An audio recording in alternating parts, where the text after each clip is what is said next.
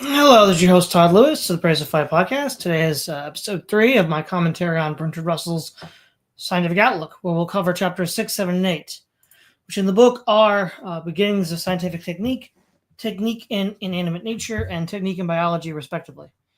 Don't forget to like, share, and subscribe, and hit the notification bell. Don't forget to follow me on Telegram, Twitter, and Facebook. You can support me on Subscribestar, Locals, and Buy Me a Coffee. And also, don't forget to check out my Substack, where you can see articles that I've been writing. And currently, note of interest to anyone is I've been in a back and forth with Raging Mandel over Christianity and paganism. So make sure to check that out too on both my Substack and his. All right. So there's a lot here. Usually is. Direct quote on page 140. No sharp line can be drawn between scientific technique and traditional arts and crafts. The essential characteristic of scientific technique is the utilization of natural forces in ways not evident to the totally uninstructed. So I think this is an important encapsulation point, right? Because in one sense, man uses his reason to achieve goals.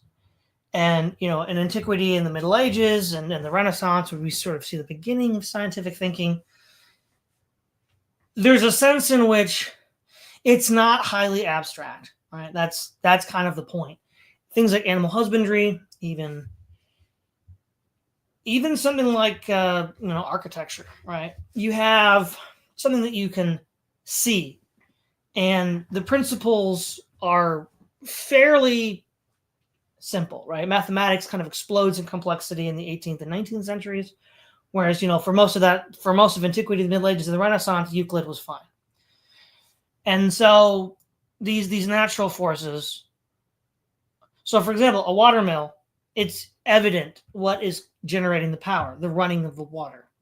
Even in a hydroelectric dam, it's the running of the water. But he'll get into this later. With electricity, it's not entirely obvious at all what's going on. And, I think that's a pretty good rule of thumb. I'll roll with that. I think he's not too far off the mark there. Men have desires that they can either attain them imperfectly through trial and error or more reliably scientifically.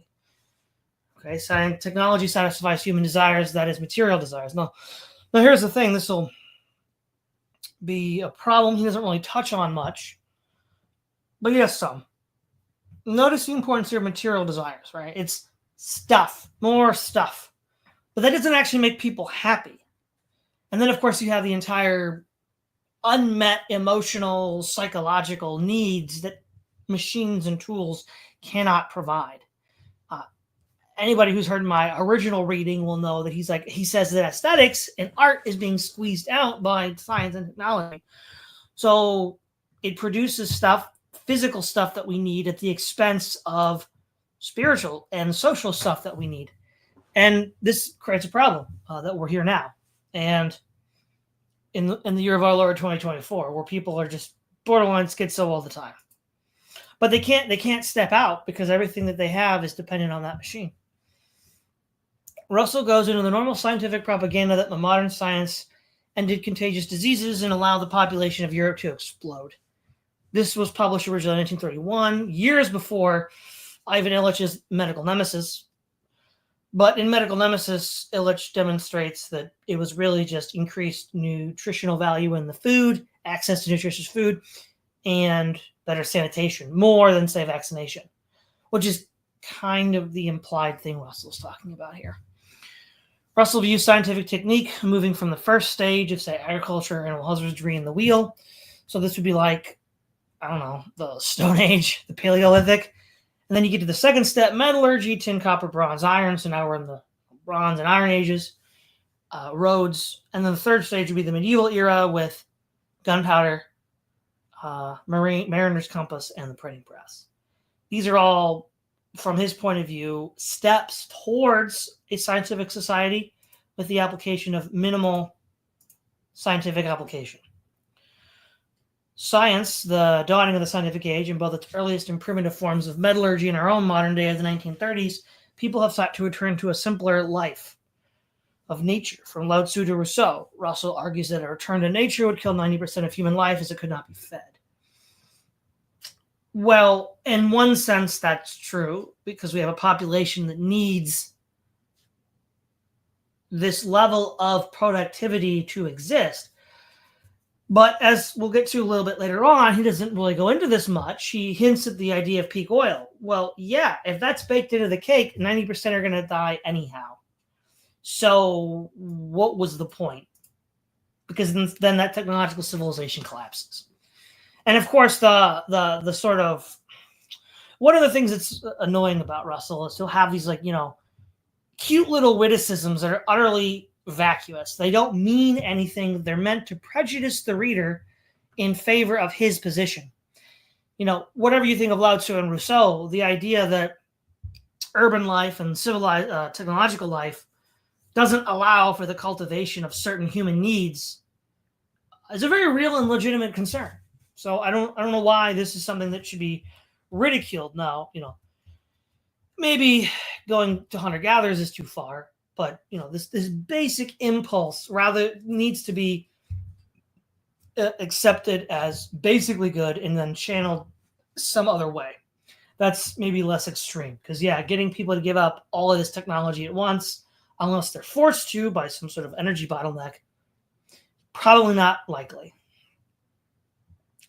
Russell pinpoints the rise of modern science with the 18th century. Again, he actually predates Ellul here, but Ellul would agree that in the culmination of interlocking crafts and productive methods in the 18th and 19th centuries gave rise to industrial civilization. He just doesn't go into as much detail, which is fine. That's not Russell's point here. All of the technologies previously discussed were perfected with modern scientific application, specifically the advent of the telegraph and steam locomotion. Technological progress destroys the sense of historic continuity of their ancestors. Well, it might have made sense in the Middle Ages to say, well, my fathers, the last 500 years past, did it this way, and so should I. Today, that will not do. The rate of change of technology and our need to adapt to it will prevent people from doing so. Yeah, that's a big problem. That's what Alvin Toffler calls future shock. And people are just not psychologically prepared for that. And it leads to all sorts of problems. And it also explains why advice of older generations doesn't work. Because the material conditions and hence the social conditions are different. Because technology is always changing. Which is when you think about it, kind of the absurdity of American conservatism. They love technology and and what Schumpeter called the creative destruction of the market. But then they want to have, the same social relations of a pre-market, pre-technological society. I do too, but I'm aware at this point of the irony and contradiction of trying to hold all three. You're going to have to pick one. So, they can't have all three. There was no correlation between the current, for him, 1930s, doubts on the efficacy of the scientific metaphysics as compared to the reliability of machines produced by scientific technique. Scientific method gives man power over his environment. This prowess over nature is what gives science its rhetorical and moral edge in the minds of men.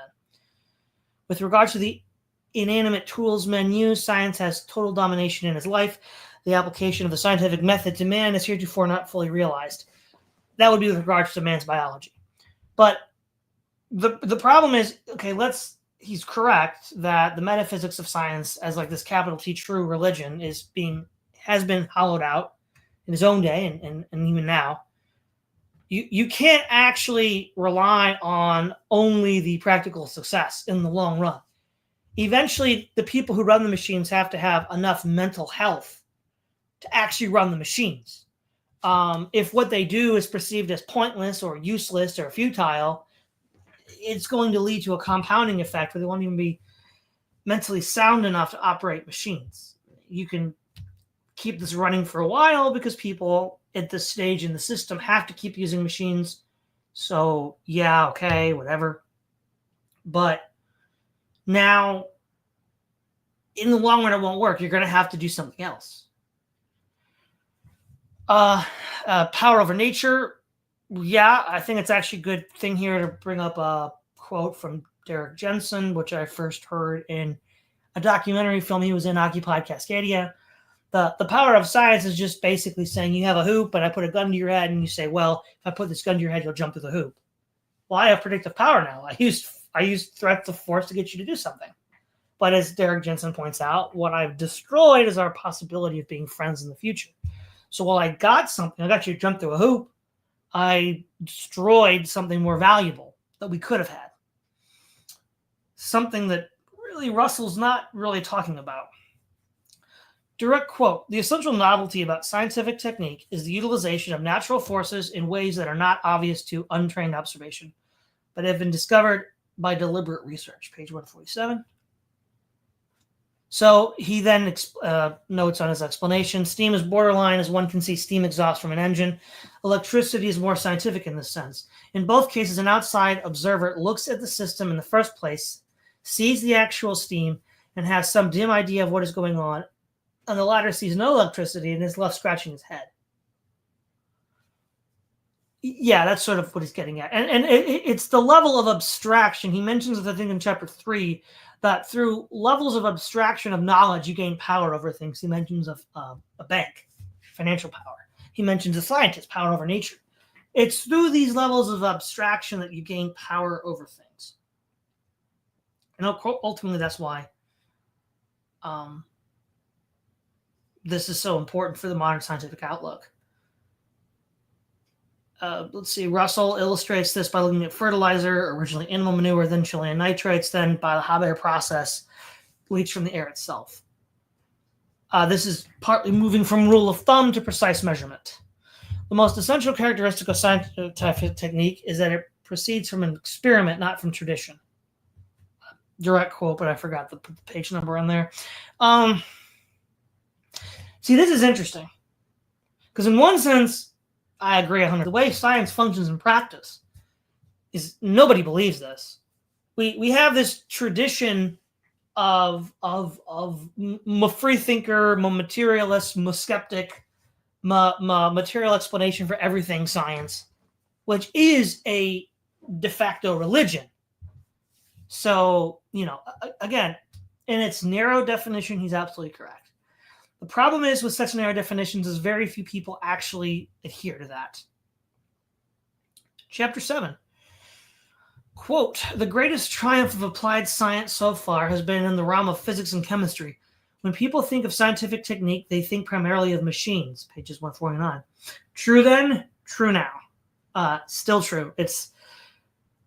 I agree. Right, once you see this moving thing, now he's going to move to levels of abstraction now. So he's building on chapter 6 because he says, what we haven't seen is the application applied to biology and psychology, which he explores. I'll get into a little more detail. I think application of biology with humans is risible. It never works. It always fails. But with regard to psychology, I think there's a great amount of potential. And I plan on exploring that more next year. The whole effort to apply scientific principles to human biology in terms of selective breeding has been a complete farce. There has been no tangible benefit to the eugenic experiments in both the U.S. and more authoritarian countries in the 20th century. Man is less fit, intelligent, and capable than ever. Now, going back to Russell's earlier distinction between a kind of like primitive science of like animal husbandry and animal manure for fertilizer to something more scientific, a crude form of eugenics was practiced by Sparta. And yet, the idea of a Spartan super soldier is a myth. So, when Xerxes invades Greece, he has an exiled Spartan king, Demaratus, who is in his entourage. And he asks Demaratus, are you Spartans really as tough as they say? And he says, well, look, if one Spartan and one Persian were to square off in a wrestling pit, it's like 50-50. We're still both men. But when we're in a fighting formation due to the culture of Sparta, they're punching way above their weight. We're talking like, as we saw, this is like the lead up to Thermopylae. So, foreshadowing, right? Yeah, okay, there's no evidence that the Spartans had any, and in fact, the selective breeding program nuked their population. So from 480 BC to 370 BC, so from, say, Thermopylae to Leuctra, Spartiates go from 10,000 men to 3,000 in about 100 years. So attrition from war and the exposure of unwanted infants in order for the eugenics program led to a complete collapse in the Spartan population. And the really specific scientific gene editing stuff that he talks about hasn't really happened. We don't have genetically engineered super soldiers, nor do we have the alphas and gammas and betas of Brave New World, out of Huxley's Brave New World. There's a overreach that science has. Because it has control of the physical world through physics and chemistry, it makes ridiculous claims about biology that it just cannot back up. No matter how far we get, it's just stuck. I mean, look, a totalitarian regime like the Soviet Union, Communist China, if they could have done it, they would have done it. They had no human rights considerations, and yet they haven't done it. Probably because it can't be done. But yeah, this was in 1931, so not even, the Nazis hadn't even come to power yet. There is real promise in Russell's assertion that psychology might be subjected to scientific observation. Well, he is thinking of a Pavlovian conditioning, which reduces the soul to just a mere biological reaction, which I reject. In light of, say, Isaac Asimov and others, I do think the mental science is beginning to grow. So, briefly, I'll just state, I think there's a case that can be made, which I'll make at some future point, that a mental science was developing in the late 19th, early 20th century, which was done in by World War I. There were three, what we will call popularizers, who wrote a series of fictional stories around fictional investigators, modeled off Sherlock Holmes, but investigating supernatural, paranormal, and occult occurrences. You have Arthur Machen with Dyson. You have William Hope Hodgson with Carnacki, the occult investigator. Then you have Algernon Blackwood with John Silence. And, right, these are novels, these are short stories, but they're clearly attempting to popularize what they believe is an already developing science. And they also point out that, there's a lot of charlatans, people like seances and all these other things that sort of like muddy the waters. So I do think that there is promise in something like this, but it's going to develop along lines very different than I think what Russell's thinking. Because Russell's mental science would just be a kind of brutal reductionism, a la Skinner, which not only do I reject, the CIA and their mind control experiments realize doesn't work either. So, yeah. But he wrote long before this. So, I guess we can cut him a little bit of slack. In the Industrial Revolution, the early machines were not scientific in the sense of electricity, since the specialized knowledge was less essential and the mechanism was more obvious to an outside observer. Scientific common sense consists in the common knowledge of the workings of scientific phenomena. It's funny just how that's all fallen apart, post-woke, post-COVID. It's like everything is so deterritorialized and politicized. What even is scientific common sense anymore? Russell was definitely writing at an earlier time when the level of separation between the machine and the engineer on the one hand and everybody else, including government planners, was much narrower. And, as the Lul points out, once a machine becomes so complex, what's the point of a machine? You pull a lever. Well, the example he gives is you have a car. You put your foot on the brake, the car stops. Because it's a simple enough mechanism that if I do X, Y is going to happen. When it becomes too complex, you can't be sure of that anymore. And then the purported benefits of technology begin to go away. So, scientific technique seeks to substitute the use of human animal muscle for a force generated by mechanism or some other power source. So, what's interesting, he doesn't actually go into this, but you could go into like early siege weapons like torsion and tension. Or even like a counterweight, like the trebuchet, which is a kind of very, very primitive scientific technique where rather than using the power of animals or humans and their muscles, it's stored tension either in coiled rope or a counterweight. So, but yeah, the point is to increase the amount of power one uses by increasing the separation of the human from the actual exertion of the power. While it may be hard to find the formula that allows the material world to obey your will, it is easy to use once understood. This whole little thing sort of implies that science is like a magic, like a grimoire. The guy who understands chemistry through chemistry textbooks, sort of like a wizard using a grimoire. It's pretty apt, actually. Russell speculates on the origins of animal husbandry being the result of these animals being worshipped and domesticated by the priests. Most scientific advancement comes from efforts that are not immediately seen as being practical. And he says that this is in favor of that theory.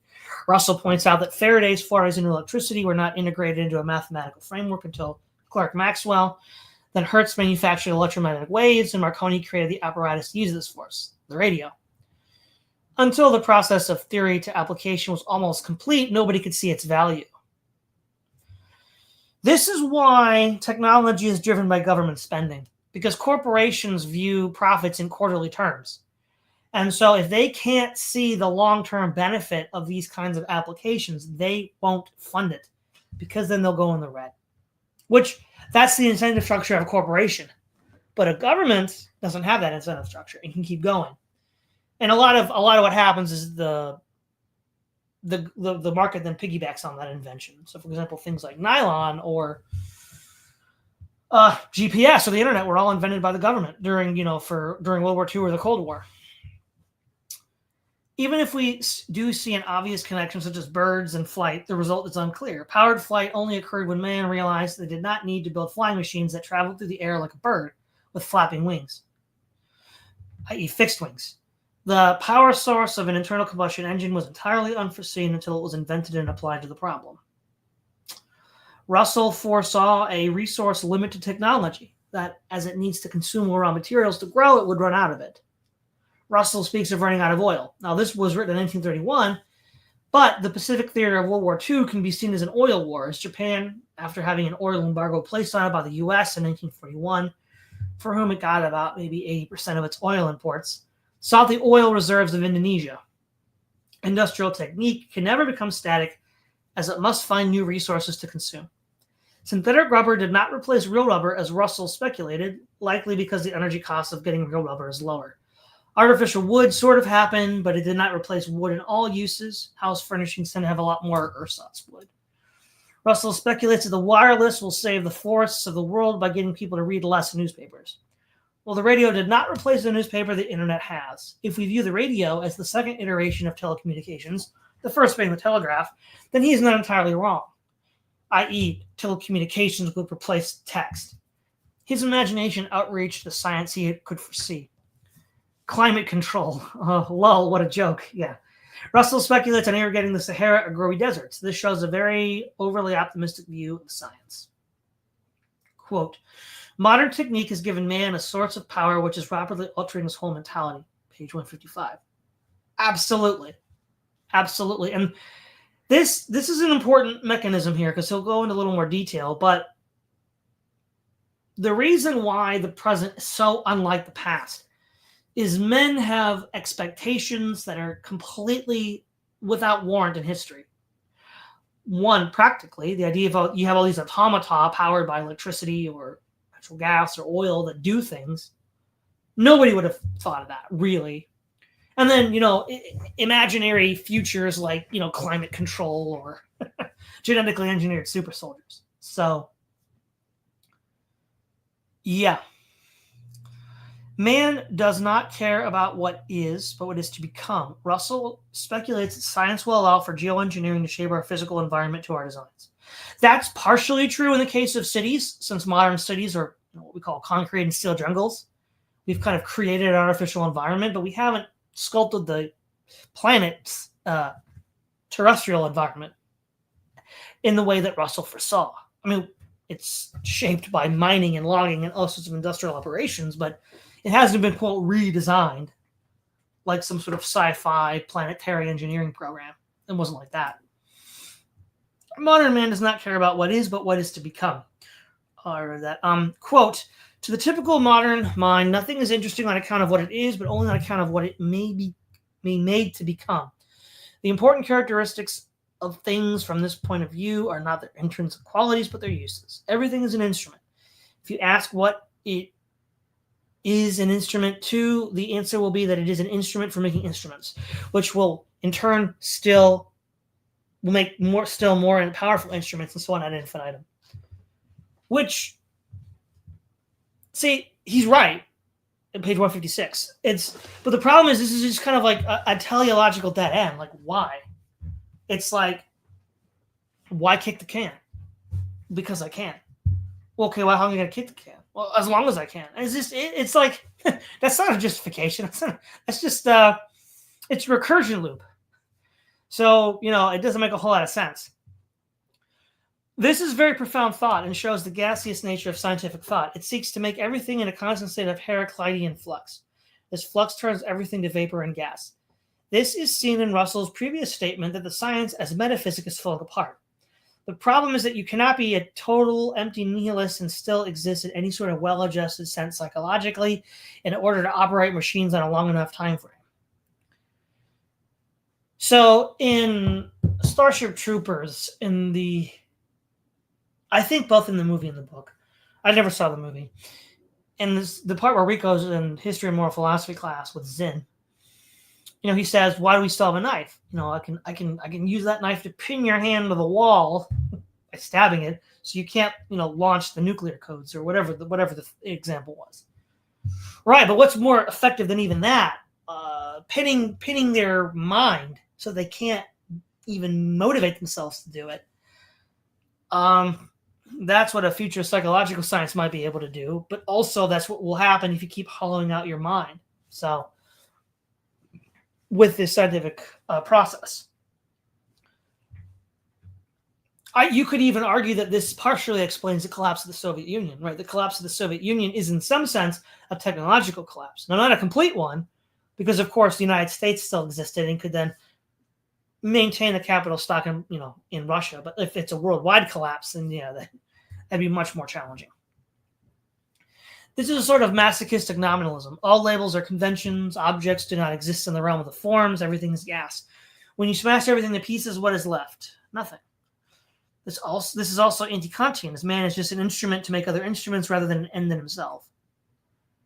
Modern man gives little thought to aesthetics and social relations. Modern financial magnates, industrialists, innovators of technologies, and managers of utilities have more power over men today than warlords of old. We could, in theory, live without the warlord, but in a scientific society, we have so altered our living conditions that we cannot live without the managers and engineers who make it run. Absolutely true. I mean, Russell is very concise and clear on that point, and he's right. And but because, it's this level of abstraction that really throws people. Why is it like a Napoleon or a Genghis Khan or a Hitler or a Attila is seen as intuitively threatening, but not industrial magnates, bankers, and scientific technicians? Well, because the control that the one exerts over you is direct, a bayonet and a jackboot, and the other one is very abstract. Yet its control is more firm because you can't live without it. That's sort of what in Aldous Huxley was getting on a Brave New World, and he says this in his interview with Mike Wallace, that it's just more efficient this way. Because, you can't sit on a bayonet. People know who's pointing the bayonet at them. So, yeah. Chapter 8. Russell, an introduction to the concept of applying scientific laws to biology, opens with an extended account of the use of scientific theory to extract nitrogen from the air artificially to boost crop yields through fertilizer. Russell then goes on into details about the scientific control of pests such as fungal blights and infectious insects such as mosquitoes. I mean, a lot of this is just only relevant either to the specialist of today or at the time that might have been considered cutting edge, but not anymore. One could control pests in one of two ways, petrochemically or biologically. The former at the time of this book being published was fumigation, and in the latter, the use of parasites. In any ordered ecosystem, harmful pest insects usually have predators and parasites to cull their numbers. But if they are accidentally transplanted to an area with no such pressures, parasites can be introduced to control them. The speculative applications of plant-animal husbandry techniques expedited by technique to humans has been a total and utter failure. The limits of science are seldom clearly seen as starkly as here, and Russell, like most of his generation, cannot see this and indulges in the speculation. Russell speculates that products from plants and animals will be replaced by synthetic products via chemistry. In light of seed oils, he is partially correct. Food is so adulterated that it cannot be seen as real anymore. Getting rid of meat entirely is a joke, and the sign of a deeper malign force. You cannot build muscle mass without protein, so a society without meat or eating meat, synthetic meat, will be weak men and women with toothpick bodies. Whom does that benefit? Right, I mean, this is the complete opposite, right? If you wanted to have genetically engineered super soldiers, they'd be eating beefsteaks every day. And maybe they would if they worked for the government, but yeah, it's this whole thing is there's like 3 levels of tension here, I think, with Russell. One is, he's giving a by the numbers science science education in a popular form. As far as it goes, it's pretty good. He does a good job. There's a reason why, in part, there's a reason why Russell was so well known. Secondly, he's pointing to the limits of science, which, again, fair enough. Most people don't do that, but Russell does go in some pretty exciting places. But then thirdly, he kind of lapses back into the middle, where he's like, he doesn't want to give up on the practical value of science and this idea that it can help us find truth, even though it undercuts its own truth. And he's trying to also view it as a way to improve people morally by improving their material conditions. And he then is blind to certain aspects of technology or the scientific worldview, which he's talking about, which just doesn't really pan out. And he really ought to know better. I think part of the problem here with Russell is that if you look at any given age, it's difficult for a man to completely transcend the limits of his time. And there's going to be some, for whatever reason, maybe it's economic, maybe it's for political, maybe it's relationships, maybe it's prestige. He holds on to some part of it and defends it. But the way Russell defends it is very half-hearted. It's like he just cracks jokes about people he doesn't like, which is hardly a rigorous refutation of his opposition. So he kind of gives the impression of someone who's just on a treadmill and can't quit. Well, nobody really believes in the metaphysics of science anymore, but we can't get off the treadmill. And I'm like, in many cases, we're still there. So, that mindset that he has is actually kind of relevant even to today. I will say, though, for him to see the limits of oil as early as 1931, that's impressive. That's impressive. It's not fully articulated yet. It wouldn't be for many decades, but that's still pretty impressive that he could see that. And the other thing is interesting is just how coolly he talks about all this. A lot of people, when they talk about science, especially if you grew up like me as a millennial, the science popularizers, that sort of like religious zeal kind of comes back.